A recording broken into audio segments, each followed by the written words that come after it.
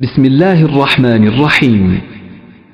قال الشيخ الإمام الحافظ أبو عبد الله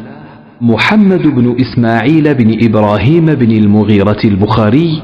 رحمه الله تعالى آمين: كيف كان بدء الوحي إلى رسول الله صلى الله عليه وسلم، وقول الله جل ذكره: إنا أوحينا إليك كما أوحينا إلى نوح والنبيين من بعده. حدثنا الحميدي عبد الله بن الزبير قال حدثنا سفيان قال حدثنا يحيى بن سعيد الأنصاري قال أخبرني محمد بن إبراهيم التيمي